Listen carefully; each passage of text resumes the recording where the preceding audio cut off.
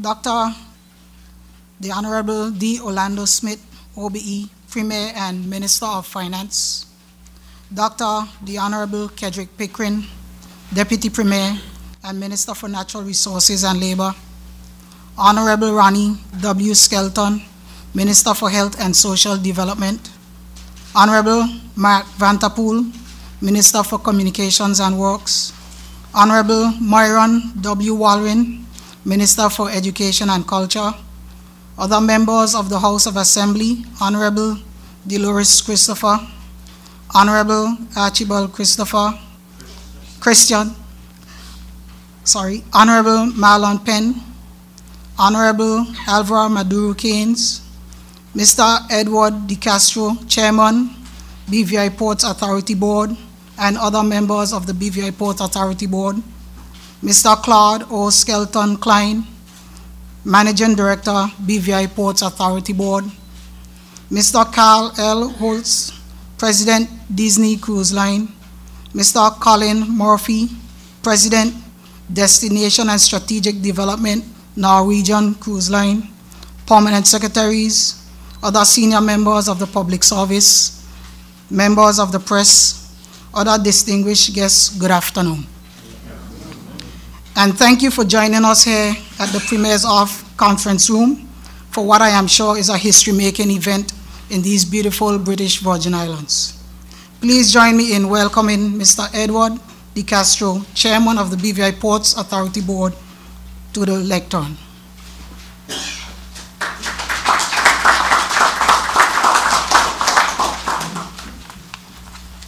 Afternoon, all. I just want to follow the protocol that has already been established. First of all, although it's already been established, I just wanted to welcome our guests. We have first of all, we have the President of the Disney Cruise Line, Mr. Carl Holtz. And then we have the Vice President of the Destination of the Strategic Development for Norwegian Cruise, Mr. Colin Murphy. And they have with them the attorney for Disney Cruise Line, which is Mr. James Stockton.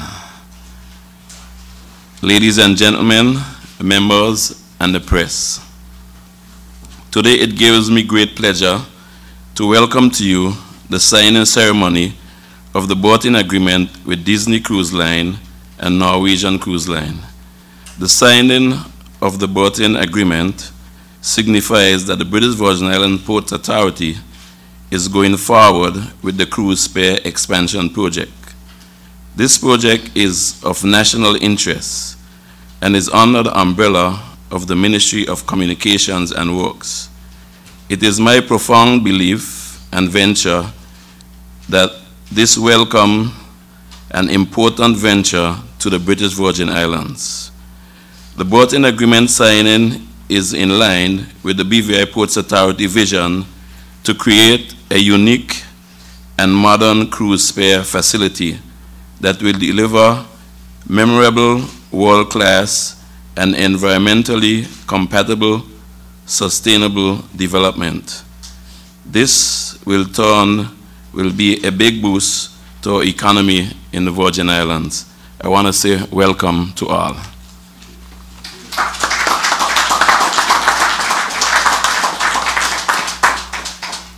Thank you, Mr. Chairman, for those warm remarks. At this time, I would like to call the Honorable Premier Minister for Finance, Dr. D. Orlando Smith, OBE. Deputy Premier, Honorable Dr. Kedrick Pickering, Honorable Minister of Health, Honorable Ronnie W. Skelton, Minister of Communication, Honorable Mark Vanterpool, and the Minister of Education, Honorable Myron Walwyn, fellow members of the House of Assembly, Mr. Carl Holtz and Mr. Murphy, ladies, members of the press, other officials, members of the Ports Authority, good afternoon. Ladies and gentlemen, today marks a further significant and visible step towards stability and growth for the Virgin Islands. During my budget address on Monday, I themed my address stability and growth, I explained that public infrastructure was absolutely critical to fostering growth in a strong economy. I anticipated then that my government would be able to sign an agreement with Norwegian Cruise Lines and Disney Cruise Lines for a long-term relationship before the end of January. I'm therefore pleased that we continue to turn the proverbial corner and are delivering on that promise and are signing the berth agreements today. Ladies and gentlemen, this is progress from a government that delivers. As you know, my government has been steadfast in its conviction that it is in order to preserve and grow the tourism economy, there are few critical decisions and commitments that must be made in developing our infrastructure. On the cruise side of the tourism economy, the most fundamental of those decisions is the extension of the cruise pier and its associated landside development. And that is done in a way that serves the best interests of all our stakeholders, including our taxi drivers, our clients, and most importantly, our people. It is not lost upon me that there is a growing number of BVI landers and residents who rely on cruise tourism for their livelihood. That is another reason why we are here today to sign this berthing agreement. By signing this berthing agreement, we are demonstrating as a territory that we are moving forward on the road of progress. The agreement is about the future sustainability of our cruise tourism sector. The signing of this agreement means that beginning mid-2015, a total of 425,000 passengers will be guaranteed to set foot on our shores. Each year, Norwegian is guaranteeing us a total of 350,000 passengers, while Disney is guaranteeing us 75,000. Ladies and gentlemen, this agreement marks the first time that we will have a guaranteed number of cruise passengers coming to our shores year-round. What this really means is 425,000 potential opportunities for BV Islanders with entrepreneurial spirits. Today's signing means that a new class of cruise ships, like the Disney Dream and Norwegian Breakaway, will grace our shores. It paves the way for BVI to be among the leading players in the cruise tourism industry. We will now be able to accommodate and plan for the new wave of megaships that are projected to dominate the cruise tourism industry in the future. This signing is bringing with it learning and training opportunities to prepare our people for the many prospects in cruise tourism, and that is good news. In a fair exchange, both Norwegian and Disney Cruise Lines will have preferential berthing rights with respect to the requested dates for berthing or docking at the cruise pier. I've said before, cruise tourism issues did not begin in 2011, but they are here and it is my job to fix them. I recall that in my first administration between 2003 and 2007, cruise tourism was on a significant rise to levels not seen previously in the BVI. Once again, I must state that for the first time in a number of years, I anticipate that we will have at least a stable number of visitors year after year, but with potential for material increase as a result of the developed infrastructure. Under my watch, I will not rest until all stones are turned and we have done right by our people in this sector. The people of these Virgin Islands ask my ministers and I to do all we can to grow tourism business. Ladies and gentlemen, as you will witness today, we are doing just that. We are laying the foundation for growth not only in cruise tourism, but in our tourism economy generally. During the Business Outlook Conference on Wednesday, I said that these Virgin Islands are on its way to brighter days, progressing towards stability and growth. I am still of the same mindset. That is why I'm looking forward to the expansion of the dock, which is a necessity and a key public infrastructure project that will create the modern, efficient infrastructure we need in order to build and support the BVI's twin pillar economy. The expansion will help to create new employment and new business opportunities for our people. In the first instance, we expect that the expansion will further invigorate the construction industry, as the project will create a large number of new job opportunities. It also will inject tens of millions of new dollars into the BVI economy. As you know, jobs and money go hand in hand as a winning formula for growth and stability.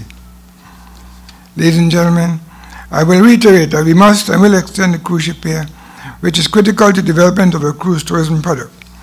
And we must and will develop infrastructure for shops, restaurants, stores, and the like to further support the cruise industry. I wish to thank my colleague and Minister for Communication and Works, Honorable Mark Vanderpool, and his team at the Ministry and Board of Directors, the Managing Director of the BVI Ports Authority, Mr. Claude Klein, and their team for assisting us in getting to this point. I encourage you to continue to do all that is necessary to help build the tourism numbers. I thank and offer congratulations to Mr. Carl Holtz, President of Disney Cruise Lines, and Vice President of Norwegian Cruise Line, Mr. Colin Murphy, for making a commitment and joining us in building a better Virgin Islands. We appreciate this partnership.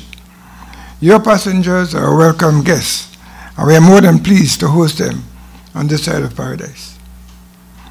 Ladies and gentlemen, we are looking forward to solid performance in the tourism industry. We will continue to make headway and drive growth by improving our tourism offerings and infrastructure. I'm once again asking the people of these Virgin Islands to join us on the road towards stability and growth. I'm encouraging the people of these islands to fully prepare themselves to participate in the development of this territory. I look forward to turning more corners as these Virgin Islands continue to move forward towards stability and growth. Thank you.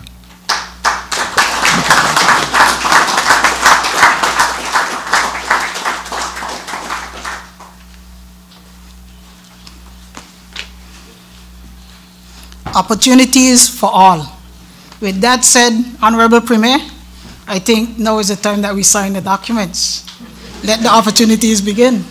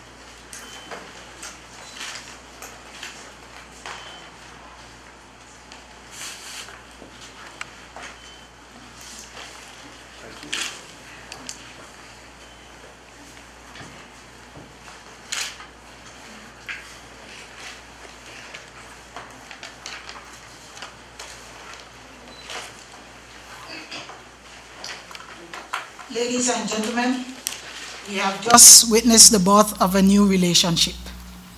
And with that, I will call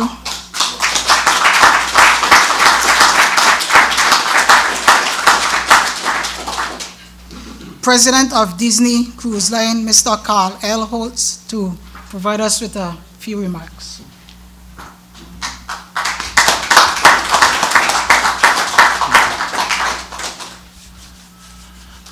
Prime Minister Smith, Minister Vanderpool, Minister Pickering, members of the Cabinet, staff, I will tell you we're absolutely delighted to be here today. I have to applaud your courage and commitment to the cruise industry and the economy of the British Virgin Islands. This is an important step in your future. But most importantly, I really need to thank the people of the Virgin Islands for sharing this opportunity with those families who go on cruise ships and visit various destinations. You know, most importantly, we've brought our ship, the Disney Magic, here some 8, 9 times. And the British Virgin Islands has always been a place that people have said just absolutely fantastic things about. So sharing this gem, this nature's little secret, with the rest of the world is something that I applaud you for doing. And so it's the people, first and foremost, that we thank for moving this forward. We're delighted to be here, so thank you.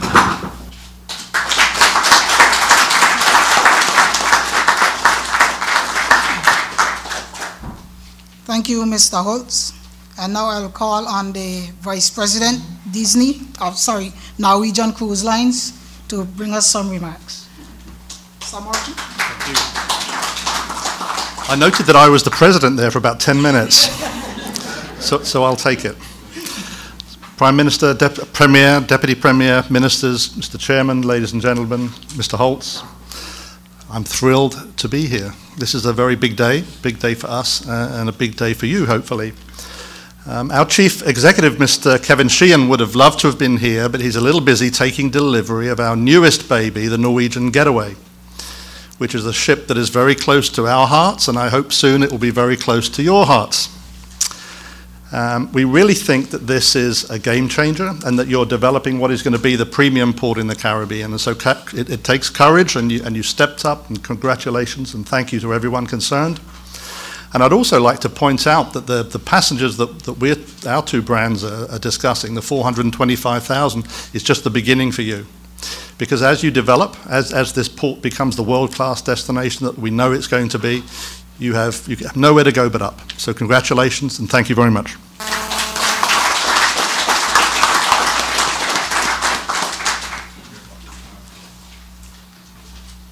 Thank you, Mr. Murphy, Norwegian Cruise Lines. Now we would provide an opportunity for members to ask questions as it relates to the signing of the agreement. We'll provide you with 15 minutes to give it your best shot, and I'm sure the members at the distinguished table will provide you with the satisfactory answers.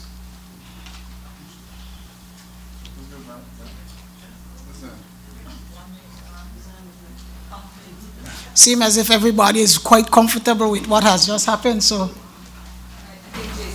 Okay. I was hoping, good afternoon, Jason Smith with the Beacon newspaper. I was hoping both executives could just start by talking about a little bit about how the BVI fits into the strategy of the company. And if you could talk a little bit about the other specific markets where you've signed these berthing agreements. Berthing agreements are really something that are common around the world. Clearly, the Caribbean continues to be a place that is exceptionally popular, especially for about 7 months of the year. In looking at these agreements, you're really seeking to secure arrangements with premier ports, premier destinations. And the British Virgin Islands clearly fits that.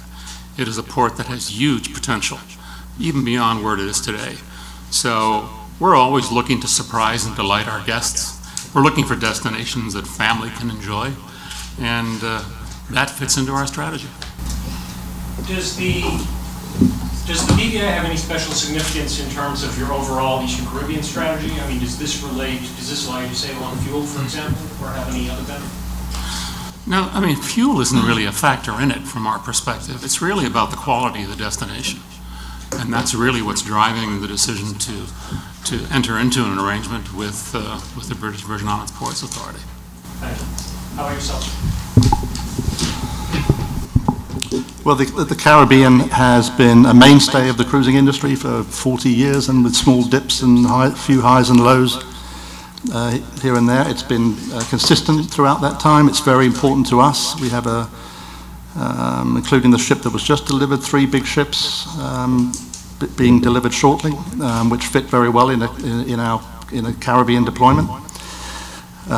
We don't want to sort of run around putting lots of pins in a map around the Caribbean or around the world. We're really looking for a small number of ports which offer a very high quality experience that we can get guaranteed access to, and we're willing to put a flag in the ground. So the British Virgin Islands fits very well for us in that strategy.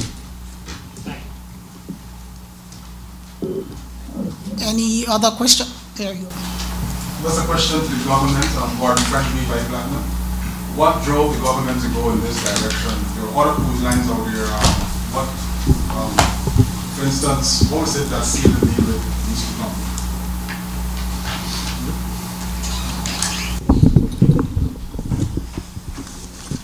A few things. One would have been similar to what the two companies said, that they wanted to partner with us from our quality destination point of view, and we wanted to partner also with quality cruise ships operations.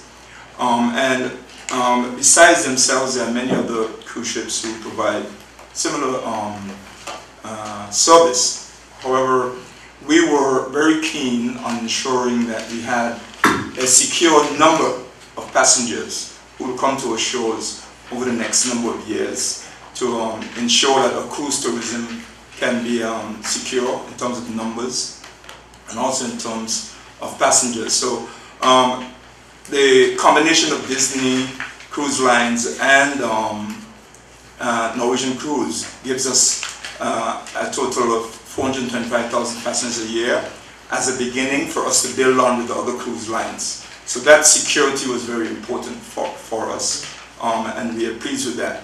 In addition to that, these two cruise lines also have offered to give us other benefits. Disney Cruise Lines, who are perhaps the world's expert in customer service and expert in training, and also experts in helping to organize activities and destinations. We felt that the relationship with Disney would help us to improve our city, our land destinations, our water destinations, or marine destinations. And so we are pleased that they were able to join with us. And in the agreement, they have agreed to assist us in the customer service area along those lines. Also, both companies have offered to help us to market the territory worldwide through their marketing arms, and we are pleased that that's part of this agreement, and we look forward to a very excellent relationship with the two cruise companies, as well as the continued relationship that we have with the many other cruise lines as we continue to develop our cruise tourism in the Virgin Islands. Ron Henry with Virgin Islands News Online. Mr. Vanderpool, what can you say, if anything, about the demographics offered by DCL and NCL? And second question, can you speak to any consequences that might be in place for failing to meet the number of passengers that is set aside for the 15-year period, the 425,000? Demographics that you mentioned, I think, fall very much in line with what we want to do here in territory of the Virgin Islands. Disney Cruise Lines offers a family-type oriented cruising group that we are very pleased to work with. And Norwegian Cruise Line also offers quality tourism along those lines. We have clearly indicated to them, and they have indicated to us, that they will work very closely with us here to ensure that those of us who take part in the cruise tourism will benefit tremendously from it, tremendously from what they do, by giving as much as possible direct access to their cruise passengers and their cruise companies to be able to benefit from it. That is taxi drivers, vendors, whomever else that we can benefit. As the numbers will grow, we want to ensure that our people will grow with the numbers that will be provided in the territory. As to the, I think you asked about the consequences of not coming and providing the numbers. That's right. Obviously, they will have to pay for the per passenger head. However, we don't see any issues there already from the beginning, even from what we have seen in their provisional schedules. They will by far pass the numbers that they are guaranteeing, so we are very comfortable with that. There's a follow-up question. I saw in this little brochure, the program, that the rate of $15 is subject to escalation after 5 years. Is there a planned rate as of now? I know it's $15 now, $15 per passenger. I believe the rates that we will look at down the road will if I remember from the agreements, be connected to some inflationary matters.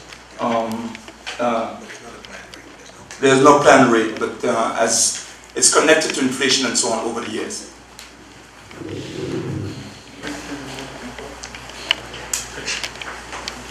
Good afternoon. Yes, just a point of clarification. What was just signed, does that represent a contract or is that a non-binding memorandum of understanding? It's a full contract that binds Disney Cruise Lines, Norwegian Cruise Lines, and the government in terms of what they will provide and what we as a territory will provide to them. And now that you have that contract in place, how does that help you to go ahead and get the funding for the Ports Authority's landside development?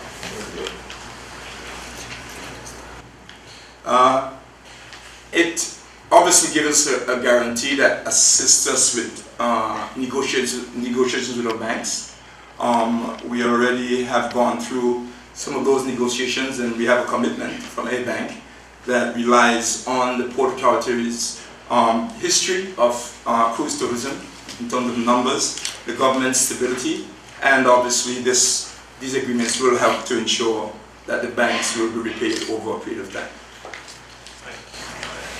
Just a quick clarification. I know the agreements have been signed, but I wanted to know whether they needed to come to cabinet before, or was this done, or was it they didn't need to come to cabinet? That's a clarification. The agreements have been sanctioned by cabinet already. When will they be made public? I believe as of today they become a public document. As to how quickly it will be gazetted and provided, I'm sure it shouldn't be very, very far from today. Okay, I think we'll allow one more question if there are any burning issues, or if not, we will move on with the program. And at this time, it gives me great opportunity to call the Minister for Communication and Works, Honorable Mark Vanterpool.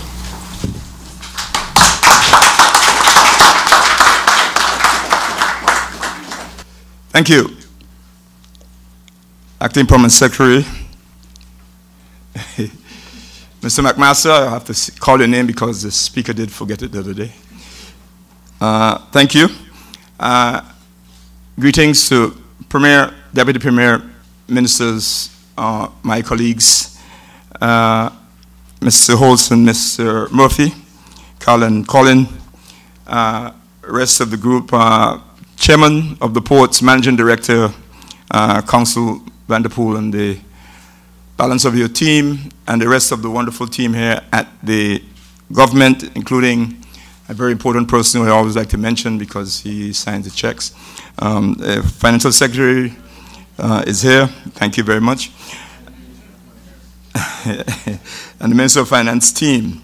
As we come to the end of this very historic ceremony, the signing of berthing agreements with Norwegian Cruise Lines and Disney Cruise Lines, I must say how very pleased I am that we have come this far in spite of some delays over the past year and a half or so. This is indeed a crucial stage in the journey of our cruise tourism here in the Virgin Islands. Since March of 2012, I believe Colin was there at our first meeting that I had with the Prouder Caribbean Cruise Association, the FCCA, in Miami. We made a promise to upgrade our cruise pay facilities and become more focal in the line of cruise tourism here in the Virgin Islands, in their industry. And with the signing of today's berthing agreements with Norwegian and Disney Cruise Lines, we are now getting very close to delivering on those promises. I'm very pleased to state at this juncture that the government of the Virgin Islands will be working very closely with all cruise lines, as I promised at that FCCA meeting, to help to develop the cruise industry in the Virgin Islands.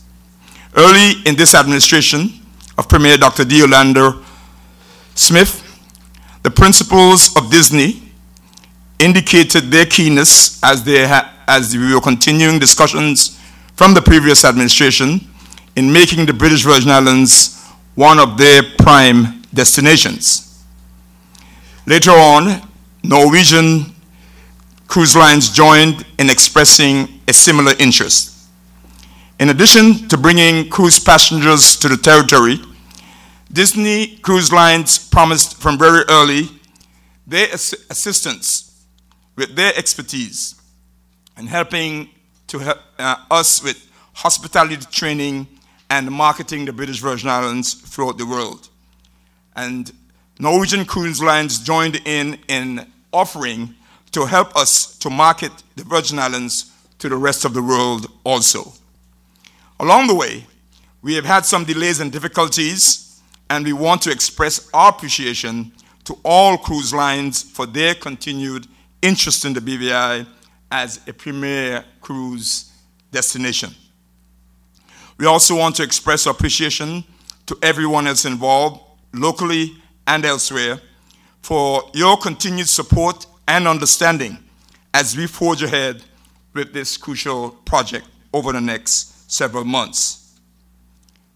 I would like to single out at this point the Managing Director of the Ports Authority, Mr. Claude Skelton-Klein, for his unending efforts to make sure this project comes to fruition. Please give him a round of applause.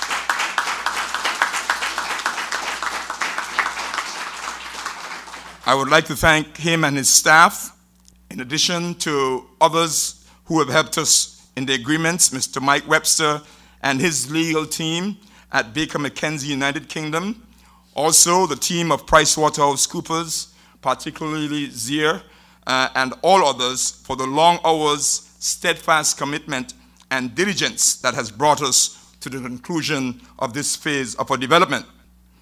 We certainly hope that by the end of this year, 2014, that major works would have been completed on extending our cruise pier, and later on next year, 2015, final works would have been completed. I am sure that regular updates will be provided to you, the public, as this project unfolds. I wish to join our Premier, Dr. D. Orlando Smith, all the ministers of the Cabinet and the entire government of the Virgin Islands in saying once again how very pleased we are that representatives of both cruise lines have come here today to sign these long-term agreements with us, signaling their partnership with us to achieve our goals in enhancing the Virgin Islands as a sought-after tourism destination. Thank you very much, everyone, for your presence here today, and may God bless you and these beautiful British Virgin Islands. Thank you.